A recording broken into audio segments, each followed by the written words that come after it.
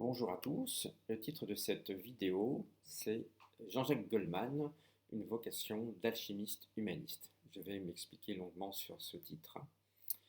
Comme vous savez, dans les sondages, le chanteur Jean-Jacques Goldman est régulièrement élu personnalité préférée des Français. Donc, on nous le dit très souvent à la radio, à la télévision. Bien. Alors comment est-ce possible que ce chanteur soit ainsi en haut de l'affiche depuis tant de temps, alors qu'il a mis fin, on pourrait dire, à sa carrière musicale, ou en tout cas entre parenthèses, au moins depuis 10 ans, car son dernier album remonte à 2001 et il n'est pas remonté sur scène en concert depuis 2004 en fait. Alors, vous connaissez sans doute un certain principe qui veut que lorsque on est absent, eh bien, on regagne la confiance, l'estime des autres. Et donc, on peut se demander si son absence ne nourrit pas un peu sa popularité. D'où la question, un artiste doit-il se faire rare pour susciter du désir? Alors, on trouve ça également dans la politique. Certains politiciens ont vu leur cote s'élever alors qu'ils avaient décidé de se mettre un peu en retrait. Alors autrefois, il y avait un homme politique très connu qui pratiquait ça, c'était Jacques Delors. Il était tout en haut de l'affiche. Les sondages le donnaient vainqueur de tout, mais finalement, il ne s'est jamais présenté aux élections. En tout cas, ce chanteur Jean-Jacques Goldman, il faut savoir qu'il mène aussi une vie comme monsieur ou madame tout le monde. Il vit en famille avec ses 3 enfants dans un T4 à Marseille et il est membre d'une association de parents d'élèves, comme tout bon père de famille, on pourrait dire. Donc simple, un homme très simple. Par ailleurs, avec les mots de ses chansons, il sait toucher les cœurs. Ses textes évoquent des histoires simples mais émouvantes. Alors, dans une époque où on ne parle que de pipolisation qui envahit tous les domaines, Jean Goldman propose finalement un autre rapport au monde beaucoup plus simple. Jean-Jacques Goldman reste aussi fidèle à ses engagements, comme la tournée annuelle des Enfoirés pour les Restos du Cœur. D'ailleurs, il s'est fait une grande réputation d'homme de cœur grâce à son soutien à différentes œuvres humanitaires. Et ceci a commencé à alerter mon attention de consultant vocationnel. Car outre sa participation bien connue à l'association des Restos du Cœur, citons sa participation au collectif Chanteurs sans frontières dans la chanson SOS Éthiopie pour laquelle il apposera à Renaud une modification du texte, sa participation à Dernier Matin d'Asie pour le collectif Sampan en faveur des Blue People, ses participations aussi d'action à Solidarité Asie, à Solidarité Inondation, etc., etc. En 1993, il chante Petite Marie de Francis Cabrel avec Patrick Fiori et Jay pour l'album Les Enfants de la Terre, encore et toujours de l'humanitaire. Et en 1995, en compagnie des vignerons d'Ouveillan, un petit village vaudois, il crée les vendanges du cœur. Le cœur et toujours le cœur. Si son engagement humanitaire n'est finalement plus à démontrer, il est un autre engagement tout aussi important qu'il est important de prendre en compte pour bien comprendre ce personnage décidément hors du commun. Cet autre engagement altruiste se situe, cette fois, envers tout un aéropage d'artistes, de chanteurs notamment. Car Jean-Jacques Goldman a prêté sa voix, ses notes, ses mots à beaucoup d'artistes, comme, je cite, Danar Braz, Gildas Arzel, Anne-Marie Bataillé, Amel Bent, Jean-Marie Bigard. Bon, c'est pas un chanteur, mais il a eu des histoires qui ont été écrites par Jean-Jacques Goldman. Émilie Bonnet, Branche Louveteau, Calogero, champion de la paix. Robert Charlebois, Ray Charles, la chorale des écoliers de Bondy, de la ville de Lyon, Circus, Richard Consciente, Joe Cocker, France d'Amour, Gérald de Palmas, Christophe Deschamps, Céline Dion, Émile et Images, Catherine Ferry, Patrick Fiori, Liane Folly, Carole Fredericks, Garwood, Johnny Hallyday aussi.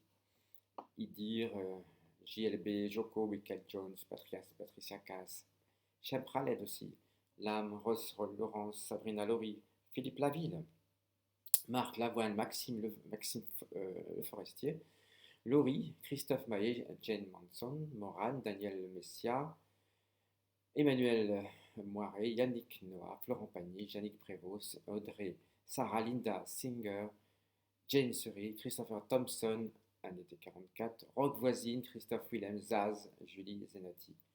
J'allais dire pour ne citer que ceux-là, car je suis certain qu'il doit y en avoir bien d'autres. Alors, cet engagement immense pour les autres, c'est franchement très très impressionnant. Il faut imaginer quelqu'un qui écrit des musiques et des chansons pour des personnes qui vont se présenter devant des publics importants. Donc, cet homme-là a certes une âme d'artiste qu'on ne peut que reconnaître. Sa créativité est très puissante, n'est-ce pas? Et bien malgré tout, j'ai le sentiment que ce qui prédomine le personnage, c'est son côté humaniste et humanitaire. Car les chansons qu'il a écrites et les artistes qu'il choisit pour les interpréter ne sont pas l'œuvre du hasard. Mon sentiment est que consciemment ou inconsciemment, les artistes lui servent à donner encore plus de puissance à ses messages humanistes. Ainsi, en créant des centaines de chansons qui vont être reprises par un très grand nombre d'artistes, ces chansons vont faire vibrer une quantité de public presque infinie.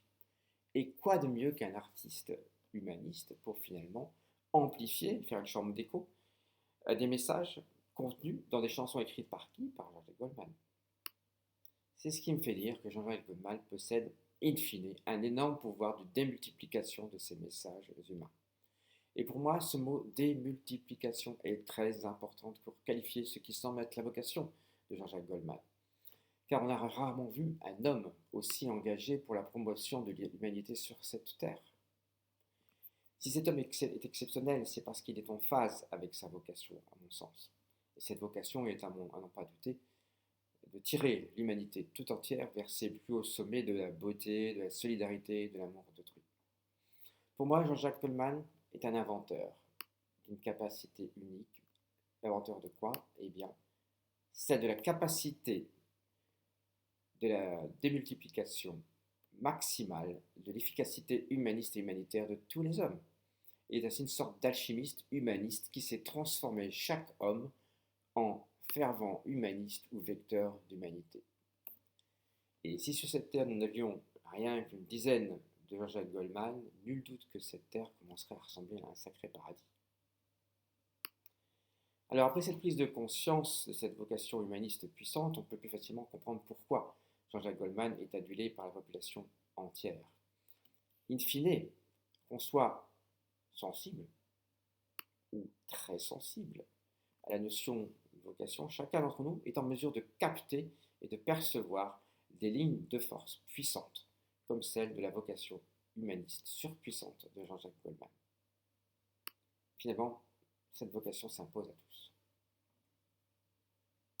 Mais vous pouvez toujours me rétorquer, puisque une vocation a quelque chose d'unique, en quoi le fait d'être puissamment humaniste l'est-il? N'y a-t-il pas bien d'autres personnes qui sont engagées dans cette voie-là? On a tout de suite des dizaines de gens en tête ayant marqué leur territoire sur le plan humaniste ou humanitaire. Alors, à mon sens, la réponse est d'aller chercher dans la capacité créative et innovante de Jean-Jacques Goldman dans ce que j'appelle la démultiplication des vecteurs humanistes et humanitaires. C'est là qu'il me semble y avoir une innovation, une créativité forte. Finalement, cet homme est un vrai diffuseur d'humanisme à grande échelle. Il diffuse le parfum de l'humanisme sur finalement toute la Terre. Prenons l'exemple du concert pour l'Éthiopie. Il est parvenu à réunir un énorme plateau de chanteurs célèbres. Il est parvenu à mobiliser le peuple français et même au-delà pour aider le peuple éthiopien qui à l'époque était en souffrance. Nul doute qu'un grand nombre d'Éthiopiens a enfin pu manger à sa faim grâce à lui et grâce à eux. Mais le plus fort est qu'il a conjugué cette belle œuvre avec une création artistique partagée par plein d'artistes. Ces notes de musique ont très certainement fait vibrer fortement tout un ensemble de peuples à l'unisson. Et c'est cela le vrai côté vraiment unique de Jean-Jacques Goldman. J'ignore si tout le monde est bien conscient de l'aspect exceptionnel d'une telle vocation, mais je pense qu'on parlera encore longtemps des prouesses humanistes, humanitaires et artistiques de Jean-Jacques Goldman. Si tout artiste possède, il est vrai, une capacité à faire vibrer de multiples personnes, Alors que dire de toute une myriade d'artistes ainsi mobilisés par Jean-Jacques Goldman, en incluant lui-même?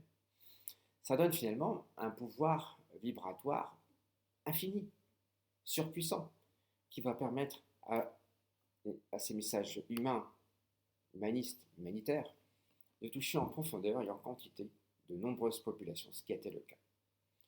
Ainsi, on peut dire que cet homme a tout compris sur la capacité à faire vibrer les hommes au plus profond de leurs âmes.